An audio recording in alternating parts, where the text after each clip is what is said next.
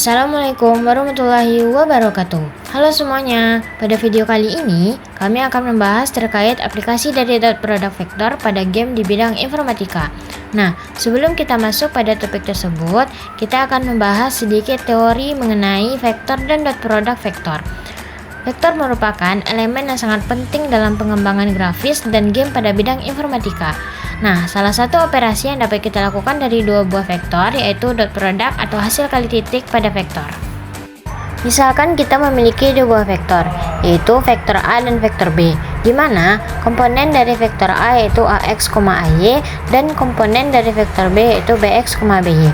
Nah, kita dapat menghitung dot product dari kedua vektor tersebut dengan mengalihkan komponen-komponen yang bersesuaian, kemudian menjumlahkannya.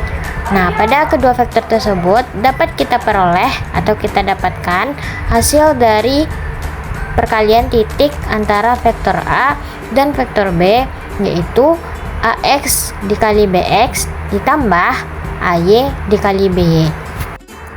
Kemudian, kita juga dapat mencari dot product dari kedua vektor tersebut dengan mengalihkan panjang vektor A dikali dengan panjang vektor B dan dikali dengan kosinus theta, di mana theta merupakan sudut antara vektor A dan vektor B.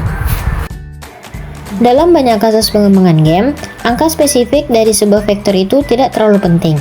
Oleh karena itu, kita akan lebih sering menggunakan vektor yang dinormalisasi, yaitu vektor dengan panjang 1.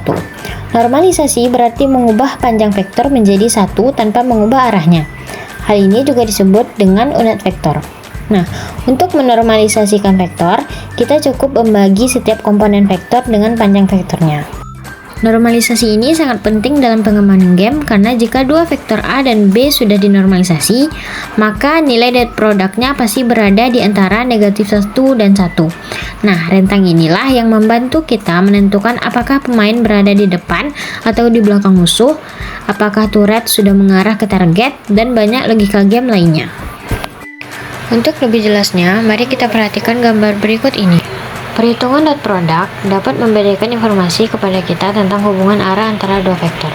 Nah, jika hasil dot product lebih besar dari 0, maka sudut antara vektor arah pandang NPC dan vektor ke pemain kurang dari 90 derajat, sehingga pemain berada di depan NPC dan berada dalam bidang pandangnya. Kemudian, jika hasil dot product sama dengan 0, maka sudut antara kedua vektor tepat 90 derajat, yang berarti pemain berada di samping NPC atau tegak lurus dengan arah pandangnya. Dan yang terakhir, jika hasil dot product kurang dari 0, maka sudut antara vektor arah pandang NPC dan vektor ke pemain lebih dari 90 derajat. Hal ini menunjukkan bahwa pemain berada di belakang NPC. Nah, selain untuk mengetahui posisi relatif pemain terhadap NPC atau penjaga, dot product juga dapat digunakan untuk menentukan apakah pemain berada dalam kerucut pandang NPC atau bukan. Nah, dalam banyak permainan, biasanya NPC atau penjaga hanya akan menyerang atau bereaksi terhadap pemain jika pemain berada dalam wilayah pandang tertentu. Pada gambar, kita dapat melihat bahwa wilayah pandang NPC berbentuk kerucut dengan sudut 45 derajat di depan NPC. Setiap NPC memiliki vektor arah maju yang menunjukkan kemana NPC sedang melihat. Kita misalkan vektor tersebut adalah vektor D, yang ditunjukkan oleh vektor berwarna merah.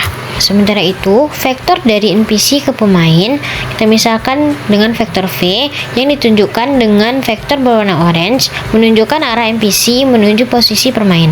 Dengan menggunakan dot product, kita dapat menghitung sudut antara vektor maju NPC dan vektor ke arah pemain dengan menggunakan rumus cos theta sama dengan hasil dot product vektor D dengan vektor V dibagi dengan panjang vektor D dikali dengan panjang vektor V. Jika nilai dari cos theta lebih besar dari atau sama dengan nilai dari kosinus sudut pandang NPC, maka artinya pemain berada di dalam jangkauan pandang NPC. Nah, ketika pemain berada dalam kerucut pandang ini, NPC dapat bereaksi sesuai dengan mekanisme game, seperti menyerang pemain. Sebaliknya, jika pemain berada di luar kerucut pandang NPC, maka NPC tidak akan bereaksi terhadap keberadaan pemain. Baiklah, sekian materi aplikasi product vector terhadap pengembangan game di bidang informatika dari kelompok kami.